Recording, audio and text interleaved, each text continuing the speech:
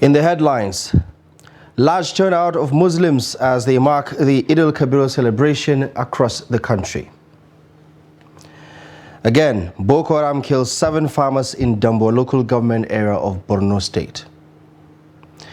European Union Election Observer Mission releases report on the 2023 elections, identifies systemic weaknesses. And on the foreign scene, African leaders meet in Angola to discuss East Democratic Republic of Congo tensions. Hello there, compliments of the season, and welcome to the news update on Trust TV. My name is Abdullahi Ahmed.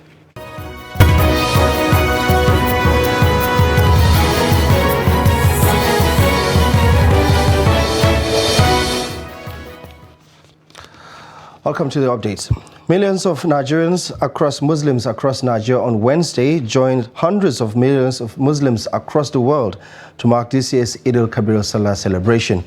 The annual festival, also referred to as Eid al-Adha, which translates to the Festival of Sacrifice, marks the end of the Hajj pilgrimage to Mecca by countless devotees from around the world.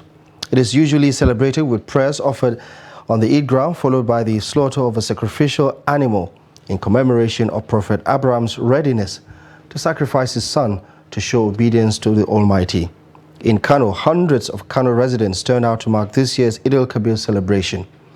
At the Eid ground in Kofar Mata, Governor Abba Kabir and Emir of Kano, Aminu Ado Bayero, joined thousands of Kano residents in observing the 2 Raka'at prayers. Meanwhile, in a televised address, Governor Kabir urged Kano residents to continue to remain peaceful and law-abiding as he promises to ensure even development across the state. Let me seize this opportunity to reiterate on our determination to keep all our campaign promises, especially in safeguarding lives and properties of all citizens, provision of quality education, healthcare system, social amenities, and other infrastructural development for the betterment of our citizens. We are also mindful of the condition of the civil servants and the pensioners across the state. Let me seize this opportunity to also pray for a successful Hajj and safe return of all our pilgrims from the Holy Land.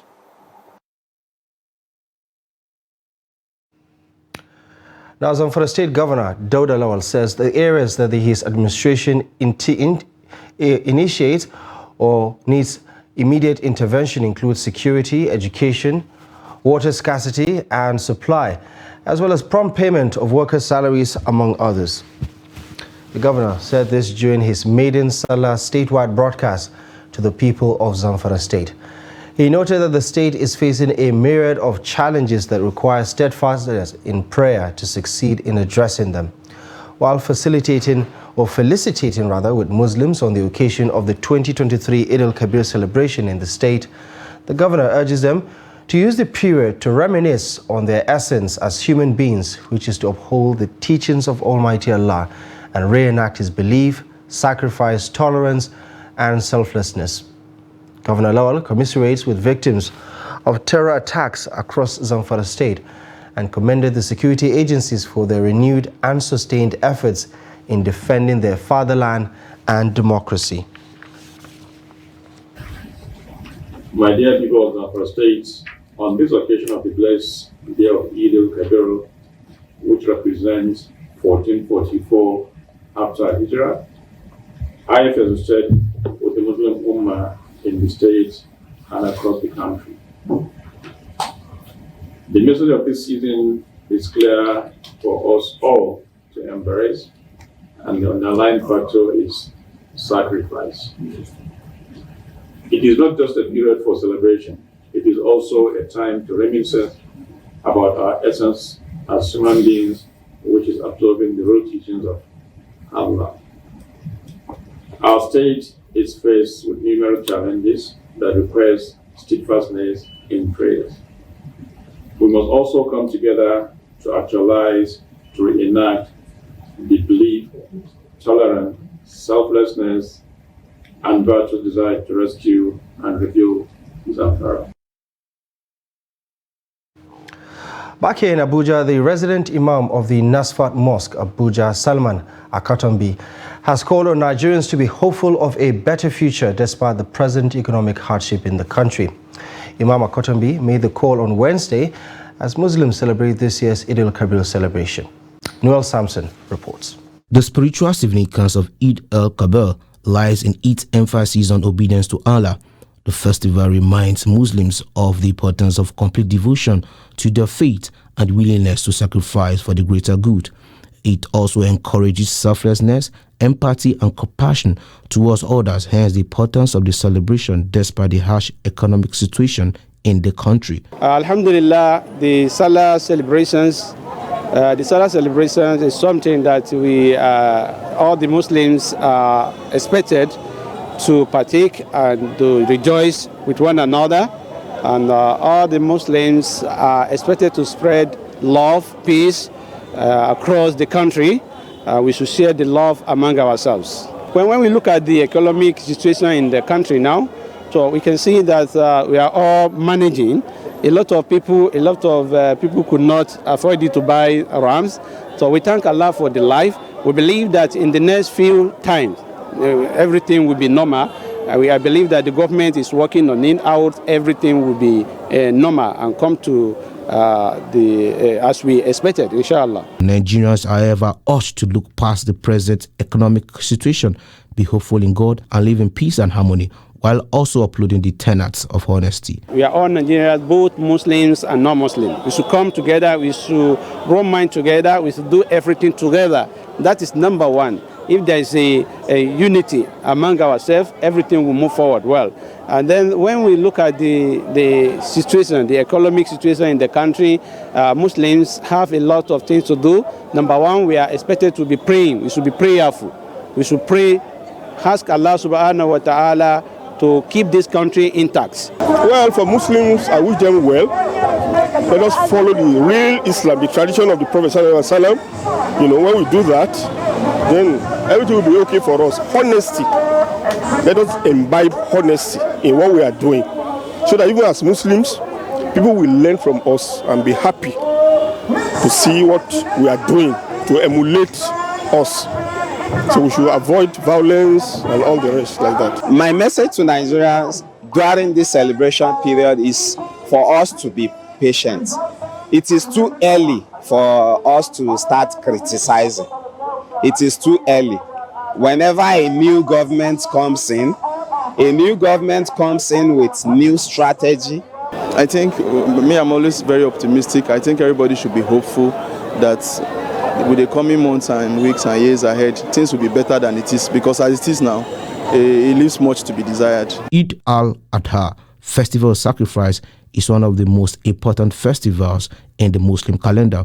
The festival remembers the Prophet Ibrahim's willingness to sacrifice his son when God ordered him to do.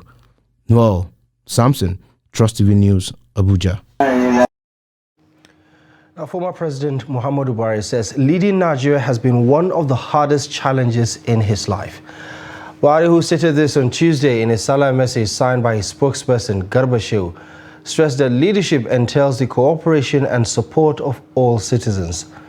The former president called on Nigerians to fully support the administration of President Bola Tinubu. Buhari also wished Nigerian Muslims at home a happy Eid and those on pilgrimage a safe return back home. In other news, the Borno State Police Command has assured residents of its commitment to safeguard lives and property during and after the Eid al-Kabir celebrations. The Commissioner of Police, Haruna Yaya, who gave the assurance on Wednesday in a statement in Maiduguri, the state capital, says that adequate security deployment of officers and men across the state had been made for effective security coverage throughout the celebration. Yahya noted that the arrangement would cover all the praying grounds, malls and recreational centers where large numbers of people are expected to gather. The commissioner enjoins members of the public to be law-abiding as well as security conscious at all times and to report any strange or suspicious persons, movements or objects to the nearest police station. At least 7 persons have been killed and another injured when suspected Boko Haram insurgents on Monday launched an attack on Damboa local government area of Borno State. It was gathered that the incident happened at the Bulajimbam area in Damboa local government area around 11:30 a.m. One security source says the outlawed group ambushed the farmers on their way to the farm. The source added that relatives of victims have already gone to recover their remains, while the injured are currently receiving treatment at the hospital. A member of the Joint Task Force confirmed the funeral prayers will be held later in the day for the deceased. Now, the European Union Election Observation Mission has presented its final report on findings and recommendations on the 2023 general elections, saying it saw a demonstration of a clear commitment to the democratic process.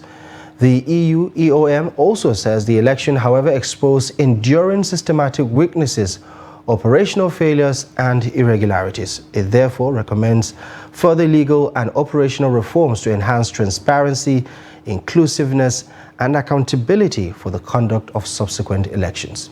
Here's the report. The EU EOM says out of its findings and 23 recommendations, the 6 priority recommendations point to the need to remove ambiguities in the law, establish a publicly accountable selection process for INEC members, ensure real-time publication and access to election results, provide greater protection for media practitioners, address discrimination against women in political participation, both elective and appointive, and impunity regarding electoral offences. INEC introduced some very positive measures early in the electoral process. For example, it increased the number of polling units and established a system of electronic accreditation of party agents, media and observers. Public confidence, however, in INEC was severely damaged on the 25th of February due to its operational failures and lack of transparency. While some corrective measures introduced before the 18th of March elections seem to have a positive impact, overall trust was not restored and eventually led civil society to call for an independent audit of the entire process. However, there is no legal requirement for qualification and merit-based appointments of the positions of INEC Commissioner or Resident Electoral Commissioner.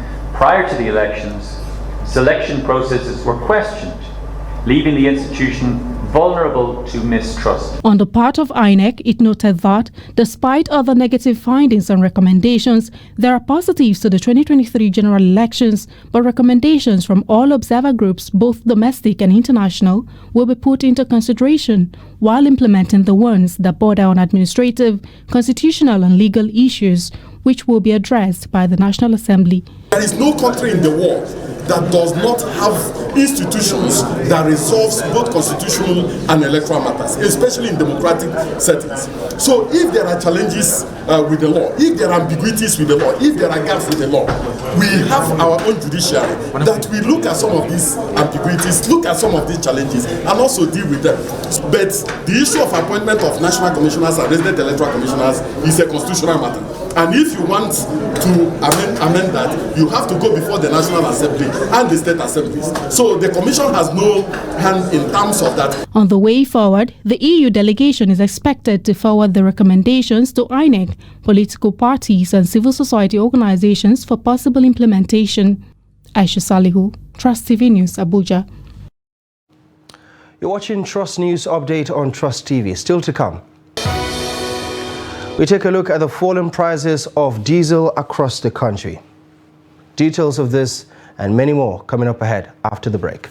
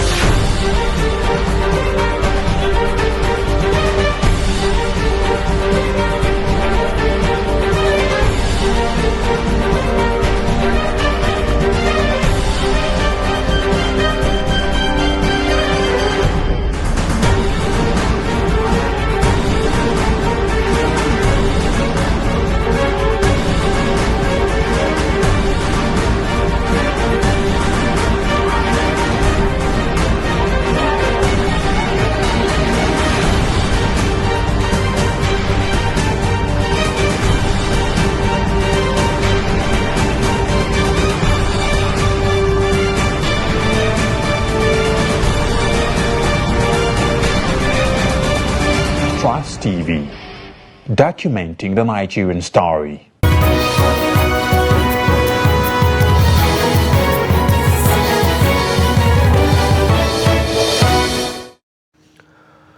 Welcome back to the news update. Thank you very much for staying with us. First, a recap of our top stories at this hour. Large turnout as Muslim faithful mark Eid al-Kabir celebration across the country. Again, Boko Haram kills 7 farmers in Dambo local government area of Borno State. Now, the FCT administration has declared the Tredmore Estate in the Lugbe area of the Federal Capital Territory, Abuja, a disaster zone and has asked occupants to move to higher grounds. The Director General of the FCT Emergency Management Agency, FEMA, Abbas Idris, disclosed this following last week's Friday flood incident that led to the loss of property worth millions of naira. Noel Sampson has more. On Friday last week, several buildings collapsed due to flooding at Tredmore Estate. The Nigerian Institution of Surveyors, NIS, on Monday said the government should have not approved the location of the building since it is at the top of the water and as such is determinants to flooding. These, among other reasons, led to the declaration of the Tredmore Estate as a disaster zone. Consequently, residents have been urged to move to higher grounds as one of the ways of preventing future occurrence of such disaster. The FCT administration has declared Tredmore as a disaster zone. So because of the consistent and persistent threat to life and property, there is nothing much the administration could do better than to declare that place a disaster zone. And what it means is that it is expected that whoever that is residing in that place should relocate to a higher ground, to a better alternative accommodation. The Director General further shed more light on the legality of the land being bought by residents of the estate. When they settle in that area, you know that we always say they don't have title. Ask them to show you any paper. Let them flag it for you, for your camera to take. Let them flag it. Let any one of them. You know there are many houses there. Let one person show you a paper that is allocated by the FCT administration. Meanwhile, residents of the estate are still counting their losses as a result of the disaster. Every day, every year, people are losing their properties and their life. Nobody has went back to his house. You can see it. This area, you cannot even sleep inside this house. You know, say, when something affects you, the way it affects you, it can distance from your home. So people that affected small, they're back to their house. But if they can set this camera to some houses here, nobody can go back to this house. What we're doing now is clean up. Clean up and you're salvaging what we can salvage. Computers, laptops, equipment, furnitures. We're just trying to salvage what we can salvage for now. We all know what the economy speaks now. So if you're asking the question, if people are going back, if they do have money, they will leave. And that's the basic truth. They will leave. Those that are buoyant are leaving. Those that are not buoyant are doing what? They are cleaning up the mess that the flood has brought, and they will go back into their home. So whether we like it or not, the question is people going in? Is there fun for them to leave? Experts have called for flood control infrastructure such as levees, dams, seawalls, and tide gates, which works as physical barriers to prevent rising of the running water from causing flooding. Noel Sampson, Trust TV News, Abuja. The price of automotive gas oil, popularly known as diesel, has crashed from above 800 naira per litre to just 650 naira per litre in the last few weeks. Truck drivers in Gombe say the fall in the price of diesel is a welcome development that will ease their operations. However, it is not certain if the current diesel price will be maintained, as the federal government had commenced the implementation of a 7.5% value-added tax on the diesel commodity. Ibrahim Ismail reports. Last year, when a litre of diesel cost more than 800 naira, truck drivers and businesses were the most hit, and costs of transportation of goods were also increased. It is, however, good news now for truck drivers as the diesel price crashed by more than 190 naira. Alhamdulillah, we used to buy a liter of diesel between 950 naira and 1000 naira, but the price has crashed to 670 naira and 700 naira. We wish diesel price will continue to crash. Prices of goods will decrease. People will enjoy.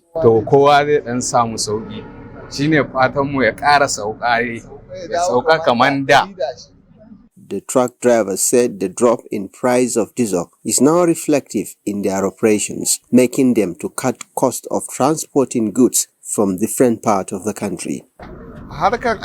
We have reduced the cost of transporting goods. If it cost 5,000 naira to transport a bag from here to Port Harcourt, it is now 4,500 naira. Before, it cost 1 million naira to transport fertilizer from there to Gombe, but it is now 900,000 naira.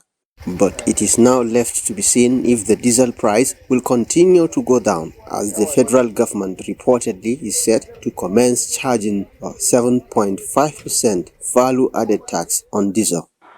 Ibrahim Ismail, Trust TV News, Gombe. Residents of Jos and Bassa local government area of Plateau State are complaining about the sudden rise in the price of maize in the market, saying the situation is becoming worrisome. Some of the residents say the increase in the price of the commodity is making them to readjust their consumption levels. Ado Musa takes a look at how the hike in the price is affecting the common man and chicken feed producers in the state. This is the popular Jingir market located in Bassa local government area of the state. It is one of the great grain market in Nigeria, where buyers and sellers converge on Sundays to transact grain business. This year, however, the price of maize in the market, for the first time in the last 3 decades, has risen to 33,000 naira per bag of 100 kg, a situation that is seriously affecting the common man on the street. Honestly, we are not happy with what is happening. We all like cheaper things. The price of maize today is beyond our imagination. We are buying a measure at the price of 500 naira. It is not easy at all. How can a poor man survive? I used to buy 2 measures, but I have adjusted to 1 because the money I used to buy 2 measures is now for 1. Before now, you could get a mudu between 200 and 250 naira. Currently, we buy it for 600 naira, and there is no money. Everything is costly. Maize sellers in the Jingir market largely attribute the development to the removal of fuel subsidy and other social factors. Today in the market, we sold a bag of 100 kg at the price of 33,000 naira. The hike could be connected to the increase in fuel price. Those that transport the commodity to the market have doubled their transportation fare. Added to that, there is scarcity of commodity in the market. Maize is very expensive now, depending on the type you want. We have a bag of 32,000 naira and 31,000 naira. The removal of fuel subsidy is a factor because transport fare have been increased. The crisis in Mangu General area, where maize is produced in large quantity, is also a contributing factor because people are scared of going there to buy the grain. For producers of chicken feed, their capacity has drastically reduced. But farmers in the area say they are making so much returns on their investment. The thing is too bad for us because many of the people, if them come, we tell them the thing is high now. Some of them, they will buy it. Some of them, they'll refuse. That was the thing that affects us now. It is a welcome development. We are happy that the price of maize has increased. This is so because we have spent a lot during the farming season, and therefore we need to recover what we have spent. All the farm inputs that we bought for the farming were very expensive. We are happy with the price hike. What I spend in the farm makes me to become happy of the price because I will buy fertilizer at the highest price. If I buy fertilizer at the highest price, definitely I would love to sell my maize, my product at the highest price. So it is the price of the fertilizer that regulates the price of the market, the price of the farm input in the market. As the price of maize continues to go high, residents are looking toward when price of the commodity will come down to enable them buy sufficient food for their families. Ado Musa, Trust TV News, Jos. Now let's turn our attention to developments on the international scene as the President of the African Union says the deterioration of the situation in the east of the Democratic Republic of Congo destabilizes the country and defeats efforts to make the country a source of happiness and not of conflict. Azali Assoumani was speaking at the opening of the quadripartite summit of heads of state and government on the pacification of Eastern Democratic Republic of Congo taking place in Luanda. The need for pacification in the Eastern Democratic Republic of Congo, where military tension persists and this country opposes Rwanda, is the focus of the summit of heads of state and government of the 4 African regional blocs. High-level representatives of the Southern Africa Development Community, the East African Community, the International Conference on the Great Lakes region, and the Economic Community of Central African States participated in the summit in Luanda.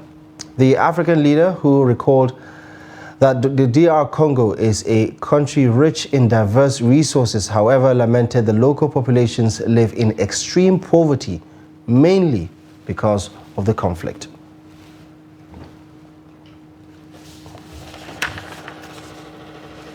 Well, that's about it. You're up to date with the latest news stories at this hour. Feel free to follow us across our social media platforms and do enjoy our programs via our YouTube live stream. My name is Abdullahi Ahmed. Thank you for your time and company.